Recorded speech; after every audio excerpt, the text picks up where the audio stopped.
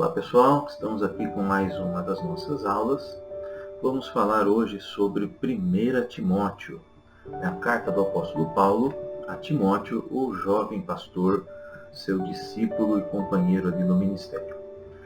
É muito claro, que Paulo escreveu essa carta a 1 Timóteo e a Tito depois de ser liberto da sua primeira prisão em Roma. Então nós acompanhamos Paulo ali após a sua terceira viagem missionária, no livro de Atos, acompanhamos Paulo indo de Jerusalém a Roma, na sua primeira, então, prisão em Roma. Ele foi preso 2 vezes, mas após a sua segunda prisão, ele foi martirizado ali na própria cidade de Roma. Então ele está aqui liberto da sua prisão pela primeira vez, e ele escreve, então, essa primeira carta a Timóteo e também a carta a Tito, que nós veremos em outra aula. A 2 Timóteo, provavelmente ele escreve após a sua segunda prisão em Roma, um pouco antes da sua morte, enquanto ele estava preso. Timóteo tem um nome muito interessante que significa aquele que honra a Deus, e nós sabemos que a mãe de Timóteo, Eunice, e sua avó Lóide eram mulheres conhecidas e importantes na igreja da época. Elas eram judias, eram muito dedicadas ao Senhor, tinham uma fé que merecia ali menções, como o próprio apóstolo Paulo menciona em Timóteo capítulo 1, 2 Timóteo capítulo 1, verso 5, e ele também menciona em 2 Timóteo capítulo 3, verso 15, que Timóteo recebeu muitos ensinamentos desde a sua infância, através da sua mãe e da sua avó. Não se sabe nada praticamente sobre o pai de Timóteo. Provavelmente ele tenha sido um grego que morreu antes do apóstolo Paulo conhecer a Timóteo, e não se menciona nem sequer o nome dele. Timóteo era da cidade de Listra, conforme Atos capítulo 16. E Listra é uma cidade na província romana da Galácia, onde é hoje a atual Turquia. Timóteo ele se converte através do ministério de Paulo, como nós vemos aqui em 1 Timóteo capítulo 1, verso 2. Também Paulo faz menção em 1 Coríntios 4, 17 e em 2 Timóteo 1, 2. E durante a primeira viagem do apóstolo Paulo, quando Paulo vai ministrar ali, chega evangelizando na cidade de Listra. Isso está em Atos 14. Timóteo ali se converte ao Senhor através do ministério de Paulo. E quando Paulo volta a visitar Listra na sua segunda viagem, ele então chama Timóteo para acompanhá-lo. Timóteo era muito jovem, mas ele tinha uma reputação de ser um jovem muito dedicado ao Senhor, muito piedoso, com uma vida de devoção a Deus muito séria, conforme Atos capítulo 16. Paulo vê essas características em Timóteo, reconhece o chamado ministerial de Timóteo e o chama para acompanhá-lo. Ao longo do tempo, Timóteo se torna mais do que um discípulo, mais do que um cooperador no ministério de Paulo, mas um verdadeiro amigo do apóstolo. E passa o resto da vida, então, com essa relação, com essa conexão muito forte com ele. Ele ministra, enviado pelo apóstolo Paulo, em Bereia, conforme Atos 17, em Atenas, também Atos 17, em Corinto, conforme Atos 18 e 2 Coríntios 1, 19. E acompanha o apóstolo durante as suas viagens, conforme nós vemos em Atos capítulo 20. Paulo também envia Timóteo com muita frequência a igrejas para representá-lo e para pastorear essas igrejas, especialmente igrejas onde ele via ali problemas graves que precisavam ser tratados. Então nós vemos isso em 1 Coríntios capítulo 4 e 16, Filipenses capítulo 2, verso 19, 1 Tessalonicenses 3, 2, e aqui também em 1 Timóteo. Nós sabemos que Timóteo está servindo, enviado por Paulo aqui na igreja de Éfeso, enquanto Paulo escreve essa carta a ele. Isso está no capítulo 1, verso 3. Depois de ser liberto da sua primeira prisão em Roma, o apóstolo Paulo, conforme Atos capítulo 28, ele volta então a visitar igrejas que ele havia plantado, inclusive esta de Éfeso, onde está Timóteo. Paulo deixa Timóteo ali em Éfeso para pastorear essa igreja e tratar alguns problemas que ele menciona nessa carta. Então ele deixa Timóteo ali, segue viagem. Quando ele chega na Macedônia, ele escreve essa primeira carta a Timóteo para auxiliar Timóteo ali no ministério e no pastoreio daquela igreja, e ele alista então e trata várias questões ali que precisavam ser resolvidas e trabalhadas por Timóteo. A primeira mais uma vez, como nós já vimos em todas as outras cartas, a questão que os apóstolos sempre tratam com muita seriedade, que é a questão das falsas doutrinas, das mentiras, das heresias doutrinárias e teológicas. Isso nós vemos aqui em 1 Timóteo capítulo 1, verso 3 até o 7, também no capítulo 4, volta a falar sobre isso, e no capítulo 6, verso 3 a 5, novamente. Então, Paulo menciona 3 vezes esse problema nessa curta carta em que ele escreve a Timóteo.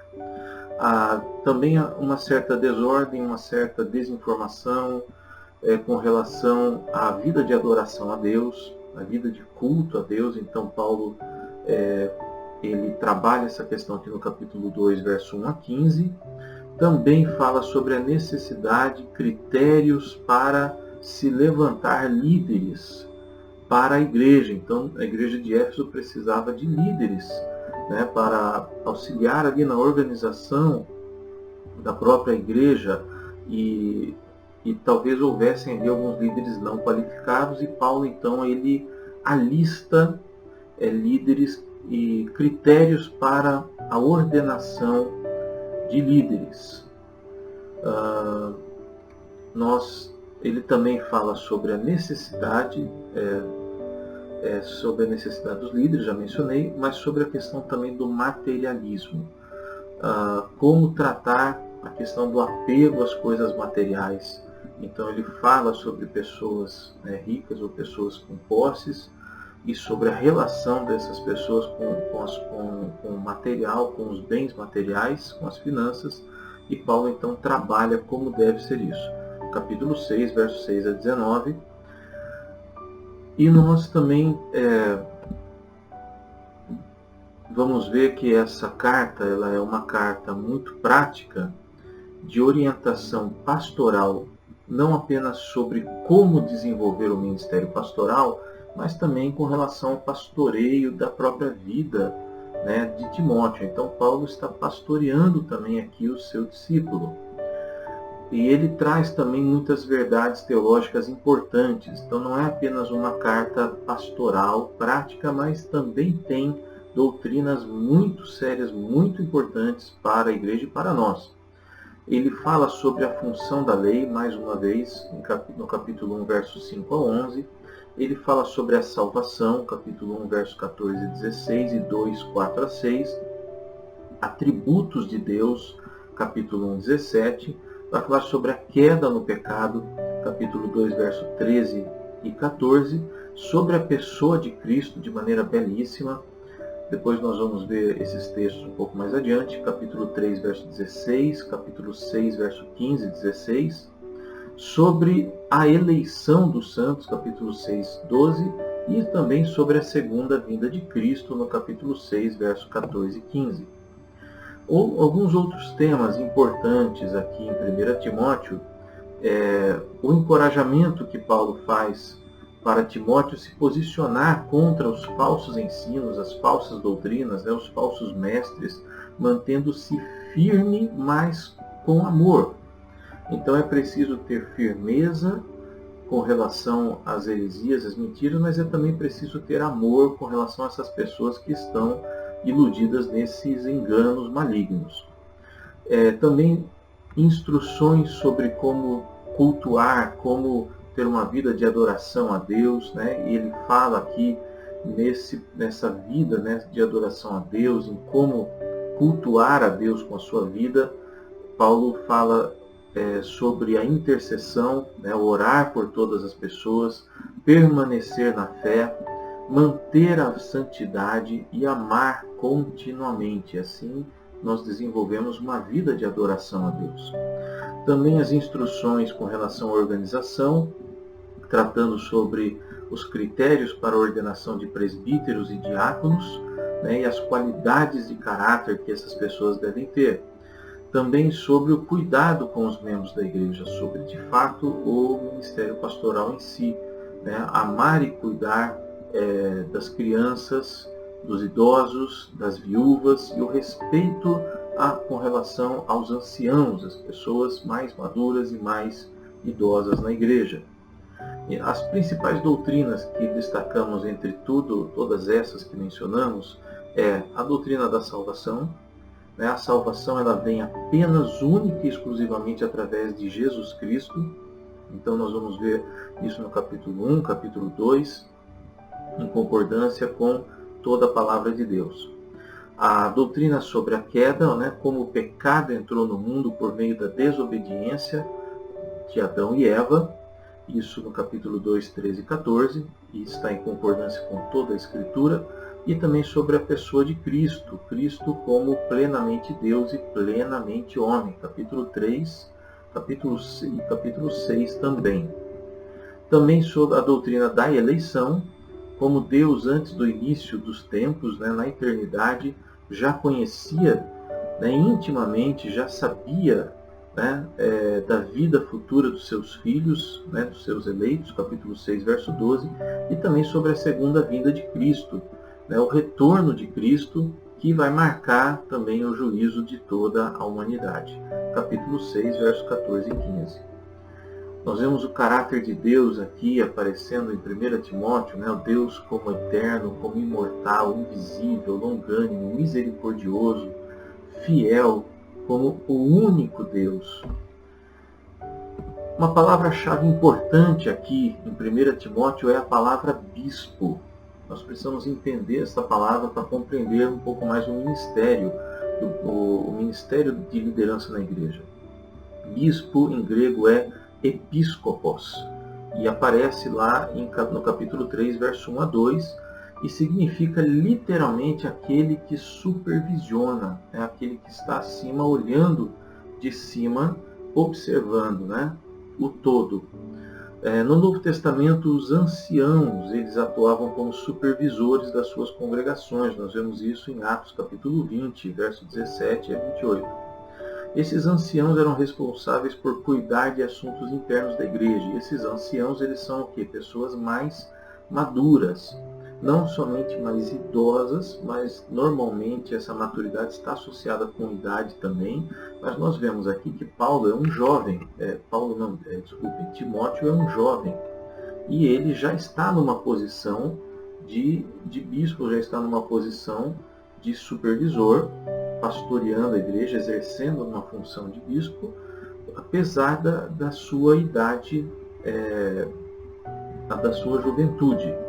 Mas, biblicamente, é associado geralmente a pessoas mais idosas.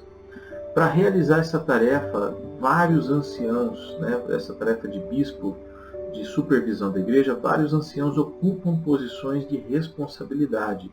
Nós vemos isso em Atos capítulo 14, verso 23, e em Tito, capítulo 1, verso 5 a 7, onde Paulo também dá critérios ali para a ordenação desses bispos ou desses anciãos, né, desses supervisores da igreja.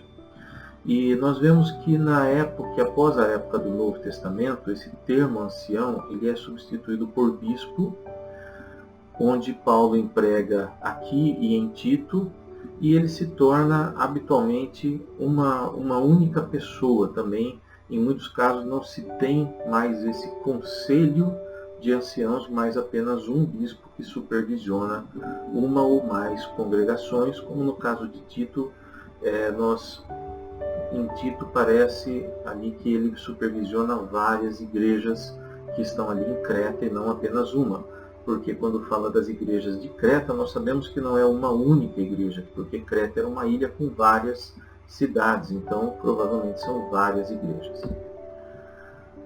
Então a função do bispo basicamente é essa, é de supervisionar, estar numa posição superior, cuidando do todo.